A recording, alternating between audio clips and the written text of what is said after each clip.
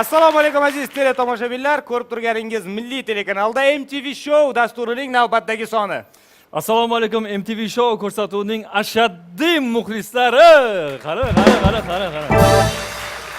Hozir butun Qoraqalpoq ahli xursand bo'ldi sizni. Yo'q, shu yerdagilar ham xursand men chiqqanimdan. Siz chiqqaningizga hamma xursand. Xo'sh. Bugun hamma ko'ryapsizmi? Hammada anaqa ko'zlari yongan, nima bo'lar ekan bugun, nima bo'lar ekan deb kutib o'tiribdi. Nimaga nima bo'lar ekan? MTV Show. Chunki siz bilan meni chiqishim hech kimni ko'z oldiga kelmagan voqeada, meni o'zim ko'z oldimga ham kelmaydi bu voqea. Haqiqatan ham lekin. Siz tasavvur qilyapsizmi?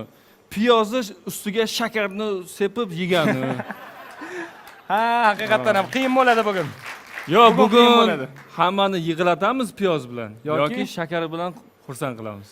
Xullas, aziz tomoshabinlar, nimadir bo'ladi. Boshladik. Marhamat. MTV Show. MTV Show.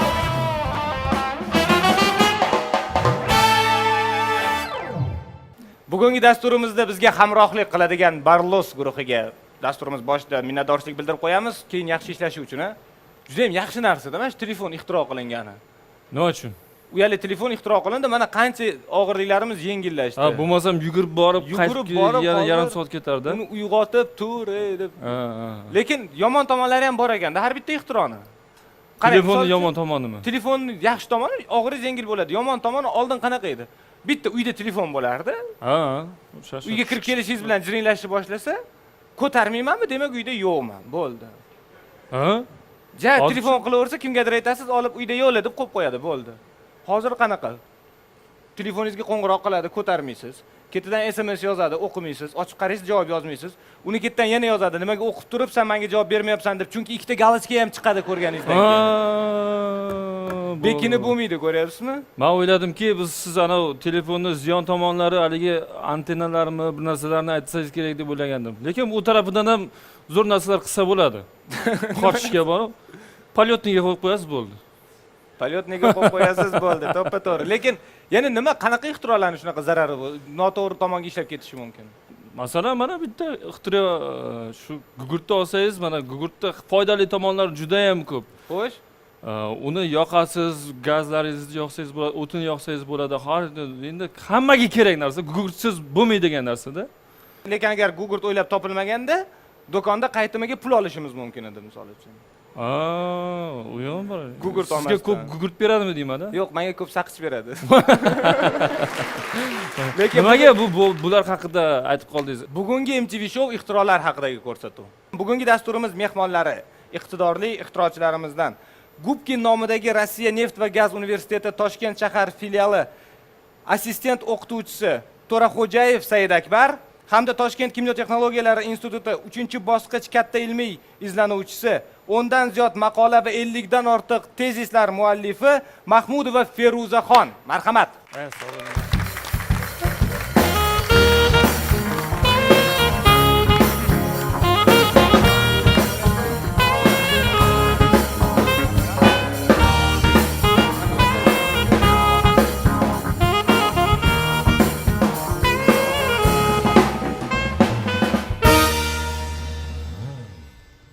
Assalomu alaykum Said Akbar, Feruzaxon, avvalambor dasturimizga xush kelibsiz.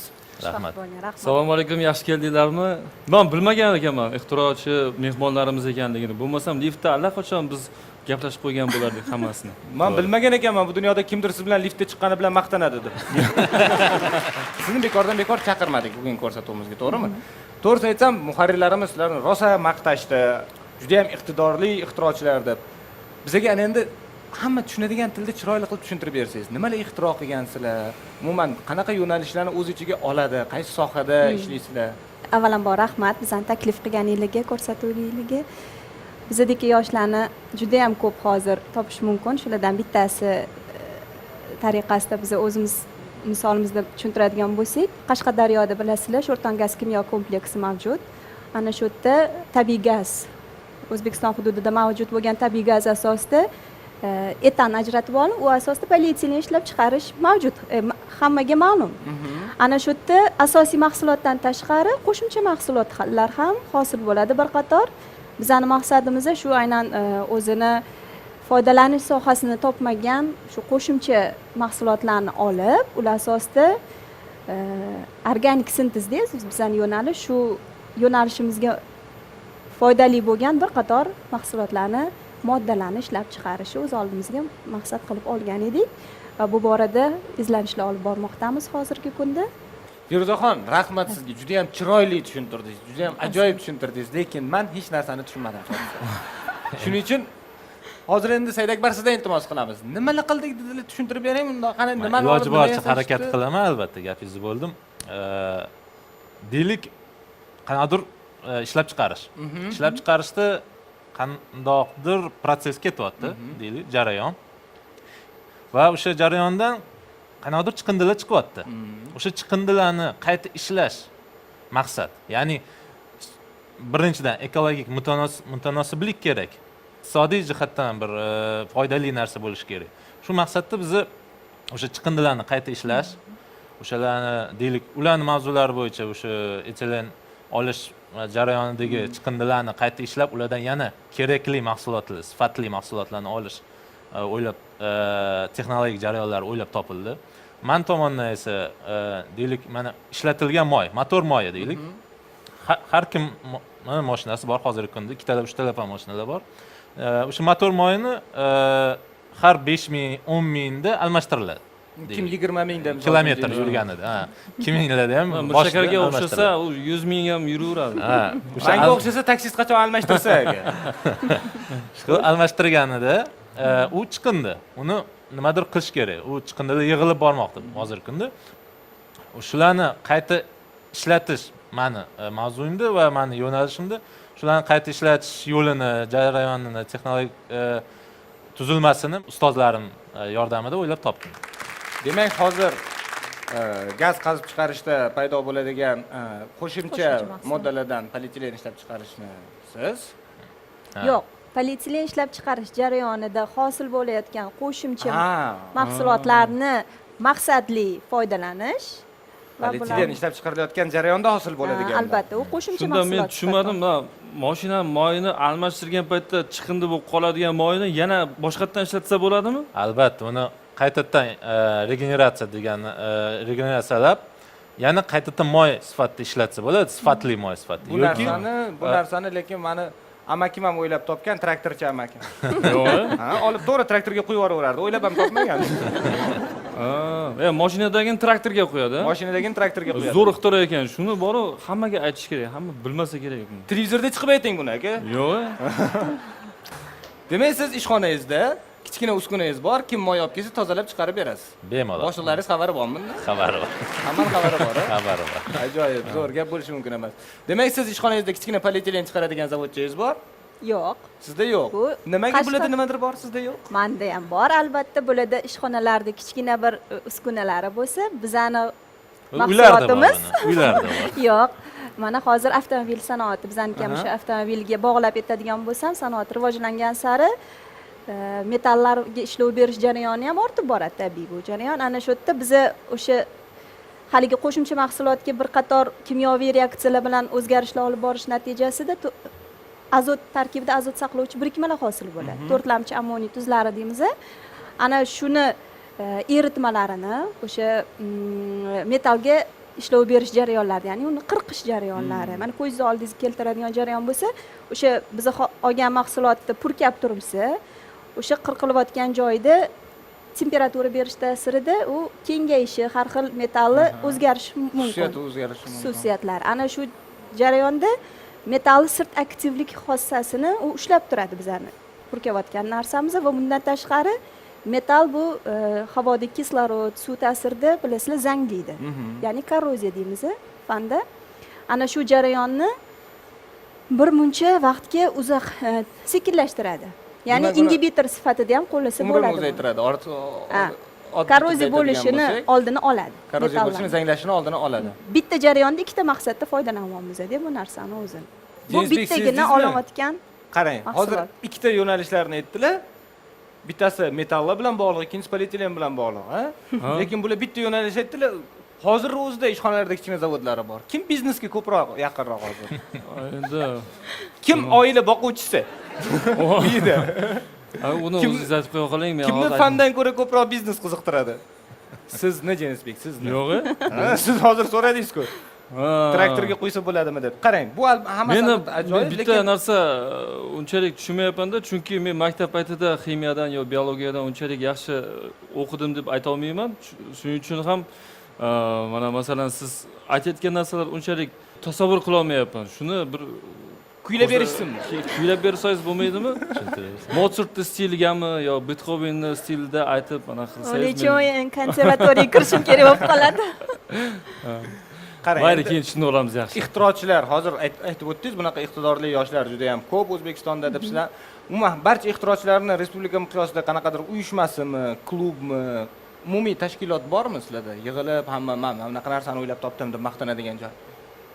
Endi biz institut miqyosida gapiradigan bo'lsam, albatta institutda shunaqa bir iqtidorli, ilmga chanqoq bo'lgan, umuman o'zida iqtidori mavjud bo'lgan talabalar, mana bizga o'xshagan katta ilmiy xodim, izlanuvchilar, doktorant endi bular o'shalar olimlarimiz bilan birgalikda albatta har birimiz o'zimiz sohamizda mavjud bo'lgan yengilliklarni fikr almashamiz va Bundan tashqari qarang, bu tushunarli. Institut doirasida yoki ma'lum bir tashkilot doirasida bular hammasi tushunarli. Bular borligidan xabarimiz bor. Lekin umuman aynan ixtirochilar, misol uchun til o'rganuvchilar uchun maxsus klublar bor, o'zlari yig'ilib suhbat qurib, o'z bilimini oshirish uchun. Ixtirochilar uchun shunaqa joylar bor. Misol uchun mana bir yilcha bo'lib qoldi, vodiyda elektromobil ixtiro qilgan, yasagan ixtirochimiz bor. Ular umuman boshqa sohada, to'g'rimi? Yoki axborot texnologiyalari, Toshkent axborot texnologiyalari universitetida yo'da insonni yuz ko'rinishini aniqlovchi tizim o'ylab topilib, u hozir hayotga tatbiq qilinyapti. Bu umuman boshqa soha, lekin bular ham qaysidir ma'noda ixtirochilar. Shularni birlashtirib turadigan qanaqadir joy bormi yoki hamma o'z yo'nalishi bo'yicha o'z institutida, o'zini albatta bor. Shu kunda har xil ko'rgazmalar bor yil davomida, simpoziumlar, konferensiyalar. O'shalarda albatta hamma o'sha ishtirokchilar o'zini ilmiy maqolalari bilan ilmiy yetishgan natijalarini taqdim etadi. Demak, hozir men statistika bo'yicha o'qib, hozir sizlarni haqinglardagi ma'lumotni o'qiganimda bildim, 10 dan ortiq maqola, 50 dan ortiq tezis muallifi ekansiz, lekin bu demak o'sha siz aytgan konferensiyalarning, simpoziumlarning tez-tez bo'lib turishidan dalolat o'z navbatida. Endi qarang, mayli. Lekin aytaylik, iqtidorli bitta bir chekka qishloqda yashovchi bir inson. Nimadir o'ylab topdi. Institutga ham aloqasi yo'q, hech qayerga aloqasi yo'q. Nimadir o'ylab topdi, aytaylik, kichkina kombayn o'ylab topdi. Bizning qishloqda shunaqa narsalar bo'lardi. Bu yoqdan bug'doyni tiqsa, u yoqdan don chiqarib beradigan. O'shani patentlash uchun kimga murojaat qilish kerak? Jismoniy shaxs sifatida intellektual mulk agentligiga borib ariza topshiradi. Shu inson o'zini ixtirosini butunlay yoritib, bir anaqa referat topshiradi.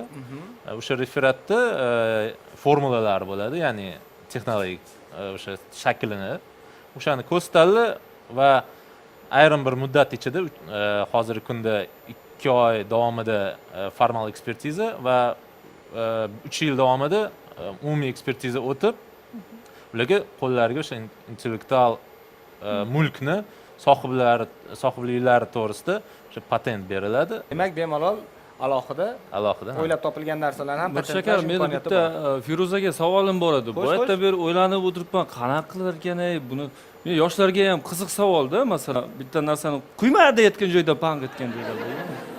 Yo'q, menda unaqa bo'lmagan. Demak, hozir Jenisbekka bergan javobingizdan tushundikki, juda ham xavfsiz agar yaxshi tayyorgarlik ko'rilgan bo'lsa. Bu jarayonlar, tajribalar, laboratoriya ishlari. Albatta. Demak, biz ham studiyamizda qilib ko'rsak bo'lar ekan shu narsani, Jenisbek. Yaxshi tayyorgarlik ko'rganmiz deyishdi, qo'rqmanglar, hammasi yaxshi bo'ladi deyishdi. Pang bo'lmagan dedi. Bang bo'lmagan dedi. Shuning uchun har ehtimolga qarshi, balkim MTV shouning oxirgi sonidir bugun.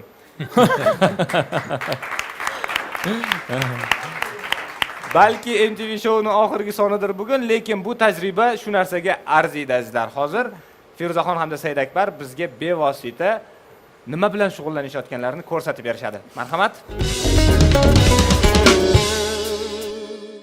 Demak, aziz teletomoshabinlar, MTV Show kimyoviy laboratoriyasiga xush kelibsiz. Hozir nimadir bo'ladi. Boshladik. Men aytdim-ku, bugun nimadir bo'lishi aniq dedim-ku. Xo'sh, demak, nima qilishimiz kerak biz? Men qilaman. Birinchi xalat tikib olasiz albatta. Aha. Kiyimingizni ehtiyot qilishimiz kerak. Hali ko'p ko'rsatuv yozishimiz kerak, a? Ha. Marhamat. Xo'sh. Xo'sh, Feruza nima qilish kerak? Xullas, bugun sizlar talaba o'rnidasizlar. Nima ish qilamiz? Qani tushuntiring endi. Xullas, mana hozir bizada bir qator reaktivlar bor. Ana o'shalar asosida kimyoviy jarayonlarni o'tkazishimiz kerak bo'ladi. Buning uchun o'sha oddiy bir jarayon kislorod ajralib chiqish natijasida o'sha yonish jarayoni bo'ladi. Oddiygina bu faqat Kichkinagina, a? kichkinagina. Demak, Jarayonda. hozir bizga Jenisbek nimani yondirib beradilar? Yo, yonadigan bo'lsa bir shakar qilaversin. Yo'q, siz qiling. Siz. Menga Keling, mayli. qara. Man.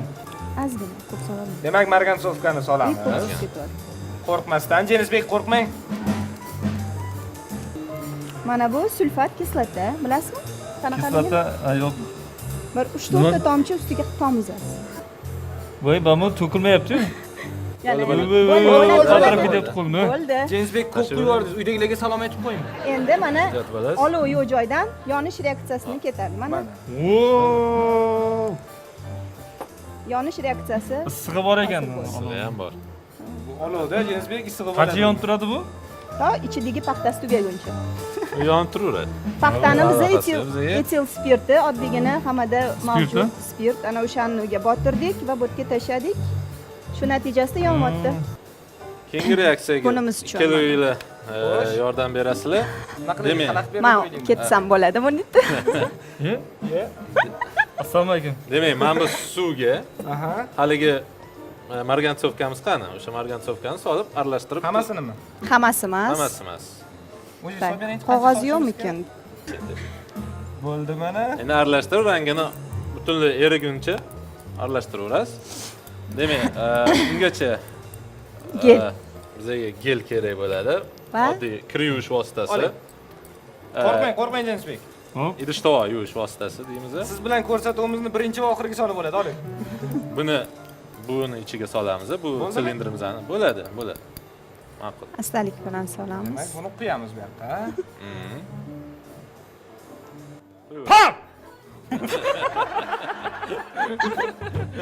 O'shancha men qo'shib tursam bo'ladi. Bo'ladi bizga yetadi. Bizga rang kerak. Endi xolos. gel qo'shamiz. Geldan solamiz. Quyingchi. Sal nariroq chetroq turamiz. Siz qoling. Soling, yana soling. Soling. Yana Yana ozgina. Bo'ladi. solaver. Bo'ladimi? Demak, Mirshakar endi bu stakanchini olib, Nima bu? peroksid, Vodorod vodorod peroksid. peroksidi. Vodorod peroksid. Qancha quyamiz? Hamma aptekada sotiladi, bemalol olib ishlatishingiz 50 millilitrcha quyingchi, yarmi bo'lguncha. Qo'yavering. Bo'ladi menimcha. Bo'ladi. Yo, yana kerakmi? Endi Yana kerak. manga berasiz. Yo'qolga. Bu nozik joyi-da. Nozik Xavfli joyida. joyiga keldik. Ehtiyot Qani? bo'lamiz. Va. Bu nima bu ketdi? Ana bo'ldi toshdi. Shampun hosil qilish yo'li. Shuni Taqib desak ham bo'ladi. qo'ysak, Lekin bu kopiyada bosh yuvib bo'lmaydi, hazillashdilar hozir. bo'ldi, turdi ana. Vodorod bilan kislorodni ajralib chiqish xosasida mana biz rang ozgina berdi. Endi rangimiz sal kamroq qildi, Mirshakar. Ha, mana bu. Gap bo'lishi mumkin emas, faqat buni uy sharoitida qaytarib ko'rishga harakat qilmang. Kimyo o'qituvchingiz nazoratida, laboratoriyada qaytarib ko'rishingiz mumkin. Bugungi dasturimiz mehmonlari Saidakbar hamda Feruzaxonga katta rahmat tashrifingiz uchun. Yana tashrif buyurasiz degan umiddamiz. Kattaroq reaksiyalar bilan. Buguncha rahmat, salomat bo'ling. Sog' bo'ling. Rahmat.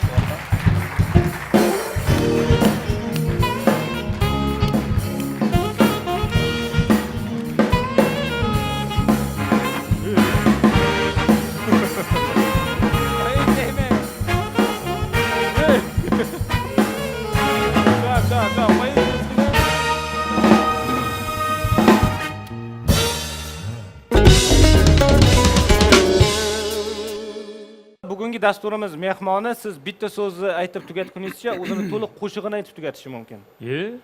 Bir soniyada 40 tagacha so'z aytishi mumkin bo'lgan san'atkor. 1 soniyada 1 40 soniyada 1-2 degunizcha. 1 minut emasmi ishqilib? Yo'q, 1 soniya. Dasturimiz mehmoni Shohrux reper, marhamat kutib oling.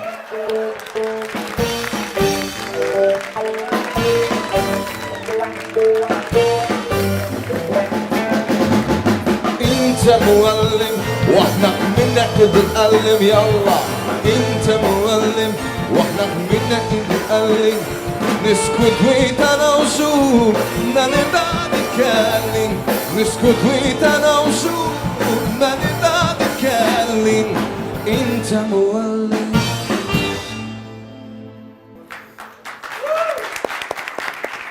Shohrux reper bugun dasturimiz mehmoni. Assalomu alaykum. Assalomu alaykum. Xush kelibsiz. Rahmat. Kayfiyatlaringiz qanaqa? Yaxshi. Opera bilan so'rashib qo'ying. Assalomu alaykum. Xo'sh, sizni chaqirganimizga birinchi sabab bo'lgan narsa bu konsert berayotgan ekansiz. Qachon, qayerda, nima uchun, necha kun, qanaqa konsert, hammasi bizga qiziq. 24-25 mart. Hozir Kunmi yo hozir adashtirdingiz? hozir yana 26 qo'shilish arafasida. Agar biz yaxshilab harakat qilsak, qo'shiladi demak bu ham. Shunaqa. Demak, bizning qo'limizda 26 chislo ham qo'shilish, qo'shilmasligi. Qanaqa bo'ladi konsert? Sizning konsertingiz har doim bilamiz, jonli ijroda, rep bo'lgani bilan jonli ijroda bo'ladi-da har gal. Hayron qolardik shu narsaga. Bu yil ham shunaqa narsa bo'ladimi? Qanaqa bo'ladi? Nima o'zgarishlar konsertda? Musiqani o'zi fonogramma bo'ladi. O'tgan konsertlarda ham musiqa fonogramma bo'lgan. Ovoz jonli bo'ladi. Jonli ijro qilasiz demak. Ovoz. Yangi qo'shiqlar, Yangi qo'shiqlar bo'ladi. eski qo'shiqlar. Eski qo'shiqlardan 20-25 tasi bo'ladi. 25 ta eski o'zi nechta qo'shiq aytyapsiz? O'zi 45 ta. 45 ta. Bitta konsertda. Men sizni aytganingizga qaraganda mana 1 sekundda 40 ta so'z aytadigan bo'lsa, har bitta qo'shiqga 1 sekundda bilmadim men bir shakar 40 ta? 40 ta, ha? 40 ta ayta olasizmi? 1 sekundda 1 sekundda 40 ta. Yo'q demayman, hozir va'da berib qo'ydim.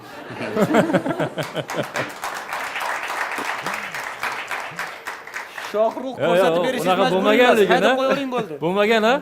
O'zi to'qib yubordi uni. to'qib yubordim. Yo, nima ham deya olmayman. Men bu odam qo'shiqlarini eshitib katta bo'lgan bo'lsam, yomonlamayman-ku. Yo, Mirshakar, men sizga endi yangilik sifatida aytadigan bo'lsam, men opera aytish yo estrada yo'nalishida aytishdan oldin men rep yo'nalishida ham aytganman-da. Qoraqalpoqda, men o'zi bir rep yo'nalishida zvezda bo'lganman. Keyin nima bo'ldi? Keyin operaga o'tib ketdim. Shahrux chiqib qoldi-da bu yoqdan. Keyin Bozor o'ldi. qo'y dedim, yig'ishtiray dedim. Nima bo'sh, opera bo'sh, shuni buzaman. Mana zo'r replarim bor o'zimda.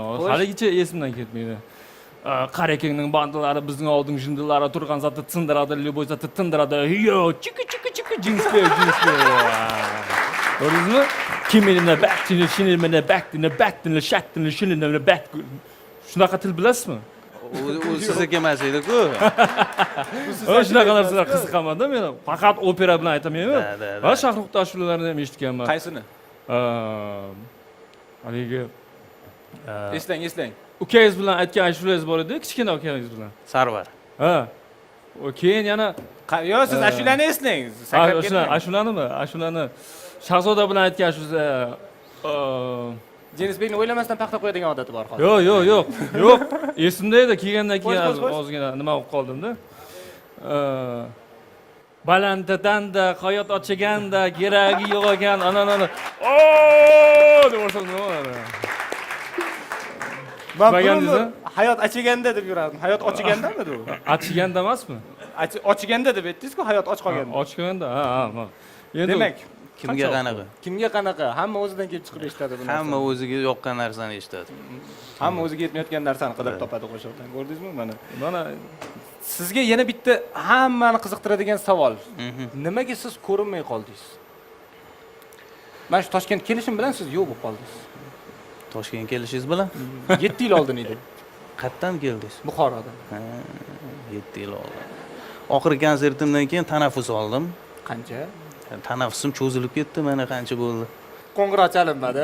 Qo'ng'iroq chalinmadi, qaytib kirmadingiz. Shunaqa. Yo, ijoddan tanaffus olib, o'zingiz demak boshqa yo'nalishlarda ishlab ko'rgansiz.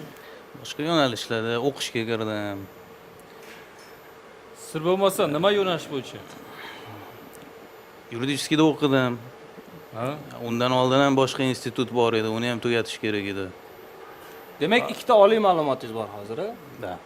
Kimda kim Shohrux qo'shiqlari menga yoqmaydi deb o'tirgan bo'lsa, e'tiborga olib qo'ying. Ikkita oliy ma'lumot sohibi yomon qo'shiq aytmaydi. O'ylab ko'rib hammasini keyin tanlangan qo'shiqlar. Yangi qo'shiqlaringiz haqida men o'zim kasetalarda o'sha paytda hali disk yo'q edi, kasetalarda sevib tinglardik. Men nechta mani qalamim sinib ketgan siz qo'shig'ingizni aylantiraveribdi orqaga. Qalamda aylantirardik oldin kasetani biz. Shunaqa siz endi bilmaysiz, ko'plab kaseta sotib o'rgansiz, almashtirib ko'rmagansiz. Hozir yangi qo'shiqlaringiz nima haqida, qanaqa? Endi unda yosh edingiz, sevgi, muhabbat, ayni o'zingizdan kechayotgan narsalarni kuylashingiz mumkin edi. Hozir nima haqida kuylayapsiz? Hozir ham nima o'zimdan kechsa, o'sha narsalar. Ipotekam bor, 15 yil qoldi. Hali u narsaga kelmadik. Hali u narsaga kelmadingiz? Yo'q, mana yaqinda ota-ona haqida ashula qildim. Ota-ona haqida? Ota-ona haqida. Endi hozir oilali bo'ldim. Farzandim haqida o'ylab turibman. O'g'lim haqida qo'shiq qilishim kerak. Bo'lmasa tug'ilgan kuniga sovg'a sotib olishimga to'g'ri keladi. Shunaqa. Nimadir qo'shiq qilsam shu bilan qutulaman. Yo, demak, mana shu oldin turgan konsertingizda ota-ona haqidagi qo'shiq albatta bo'ladi. Albatta. Uni eshitib ko'rishimiz mumkin demak konsertingizda. Yoki bugun aytib berasizmi bizga? Bugun boshqa narsa aytib beraman. Nima? Ertaga aytib beraman bugun sizga. Xo'sh, bugun nima aytib berasiz bizga?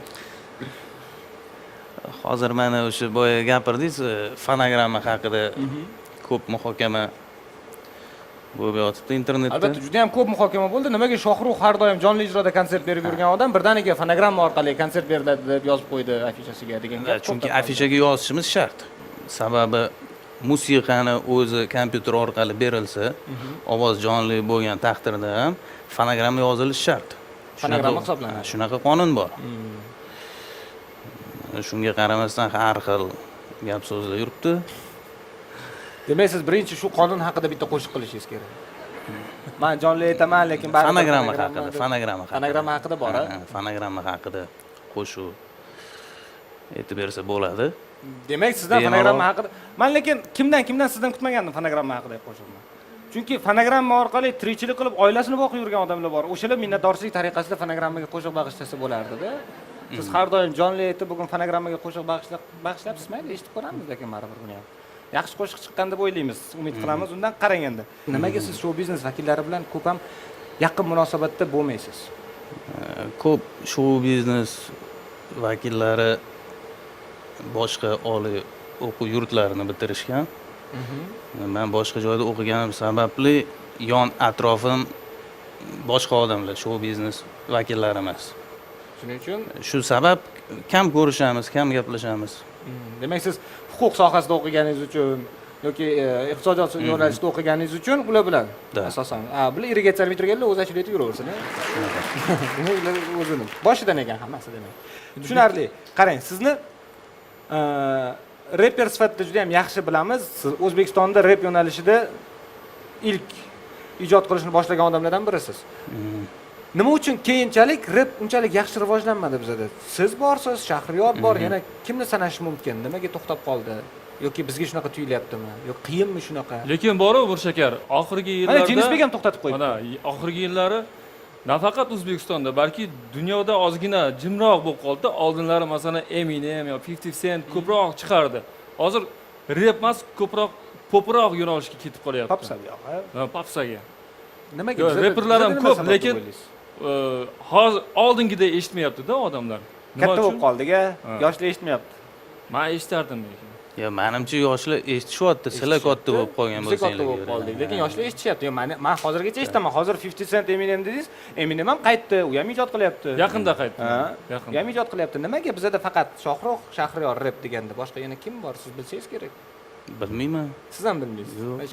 Qiyinmi shunchalik bu yo'nalish yoki xalqqa yoqishi qiyinmi? Nima sabab bo'lishi mumkin shu narsaga? Siz o'zingiz omadingiz kelganini qanaqa tushuntirib bera olasiz? Keling, bunaqa yondashadigan bo'lsak sababga, bu yo'nalishga ertaga yangi reperlar chiqishi uchun nima maslahat bera olasiz? Xalqqa yoqishi uchun, balki mavzu tanlashda, balki musiqa tanlashda. Menimcha mavzu, musiqa hammasini tanlashda juda katta e'tibor berish kerak. Ko'p o'z boshimchalik qilmasdan. Uydagilar bilan maslahatlashish. Baribir odamlar bilan maslahatlashish kerak, odamlarning fikrlarini eshitish kerak. Menimcha katta sababi ko'p yoshlar o'z boshimchalik qilgan sababi ularning qo'shiqlari ko'p eshitilmaydi. Menga yoqdi bo'ldi, hammaga yoqadi deb o'ylash shunaqa natijasida. Qarang, misol uchun mana eng mashhur qo'shiqlaringizdan bittasi Balanda tanda hayot echeganda men hozir aytib berdim. Shu qo'shiq yaratilish tarixi qanaqa bo'lgan? Kim bilan maslahatlashgansiz? gap isboti bilan deganda kim bilan maslahatlashgansiz buni? Matnini kim yozgan yoki musiqasini? Musiqasini Ravel Gimaziddinov yozgan. Matnini Shahnoz opa bilan birga Muzaffar aka 3 kishi ijod qilib, ijod qilishgan. demak birgalikdagi ijod mahsuli. Birgalikda. Demak, hozir men Shohrux reper bo'laman degan video bor. Shuni tomosha qilamiz hozir. Fikringizni aytasiz oxirida. Marhamat.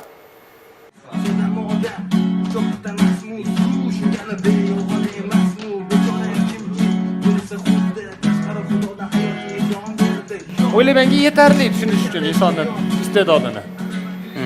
Xo'sh, nima deb o'ylaysiz? Rahmat video uchun. Nima deb o'ylaysiz? O'xshabdimi? Ozgincha bor. Ozgincha bor. Konsert chaqirasizmi? Agar 26-yil ham qo'shilsa. 3-kun konsertga. O'ylab ko'ramiz. Mirsh aka, shu sizni qarindoshingiz emasmi? Men o'zim bu. Ha, o'zingizmi? Tanimadingizmi? Ishqilib konsertga chaqirasizmi? Unaqa qilasizmi? Ha, harakat qilib yotibmiz. Yoshi bo'lsa, olib qo'yganmiz nimada? Ataylab yomon kameraga olganmiz yuz ko'rinmasin deb. Harakat qilib. Lekin Jenisbek ham harakat qilib yuribdi hozir. Konsertingizga men ham boraman, men ham qo'shiq aytaman deb. Hozir rep yo'nalishida yana ijodini qayta tiklayapti hozir Jenisbek. Mana men ham xudo xolasa Jenisbek. Ha, James Beck deb eshitdim. Menga bu ism ko'proq yoqadi lekin James Beck. Lekin James Beck Piyozov qanaqa eshitiladi? Jenisbek Piyozov yaxshi. James Bond deb olsa nima bo'ladi shuni? Boshqa odam bo'lib qoladi. James Bond. James Beck. Mayli, James Beck sizga yoqsa James Beck deyavering. Farqi yo'q. Xudo xolasa men ham Shohruxdan keyingi oyiga xudo xolasa o'zimni yakkaxon konsertimni beraman. Lekin bizniki 100% jonli ijroda bo'ladi. Orqamizda simfonik orkestr 80 odamlik va o'zimiz yana mehmonlarimiz bo'ladi. Estrada xonandalari opera aytishi kutilmoqda. Endi mana hozir qarab tursangiz shu ideyam kelib qoldi. Nimaga shu operaga repni ham qo'shib olmaymiz degan. Uni hali xudo xolasa vaqtimiz bor. Mana Shohrux so'rang hozir. Mana operaga repet endi hozir emas, bu ko'rsatuvdan keyin so'raymiz, chunki siz hozir yonida turib olgansizda, aytmang deyish mumkin. Yo. Agar rostdan ham to'g'ri keladigan bo'lsa aytib beraylik, nima? Ijodkor odam. Rep eshitamizmi sizdan? Yo. Nimaga? Men oxirida aytaman. Anaqa Sizlarni chiqarib olib turib, o'zim aytaman. oxirida bo'lsa oxirida. Demak, hozir siz fonogramma haqida qo'shiq aytganman dedingiz. Aytishga aytdingiz, lekin qo'shiqning o'zini eshitmadik hali. Shuning uchun sizdan iltimos qiladiganimiz o'sha qo'shiqdan to'liq bo'lmasa ham bir qismini bo'lsa ham xolasangiz to'liq. MTV Show muxlislari uchun ijro etib berishingiz so'raymiz. Imkoniyati bor-a? Albatta, Shohrux reper jonli ijroda har doim tayyor. Endi esa aziz teletomoshabinlarimiz bilan MTV Show dasturining yangi sonlariga qadar xayrlashamiz. Bugungi dasturimizga Shohrux ijrosidagi fonogramma qo'shig'i yakun yasaydi. Marhamat.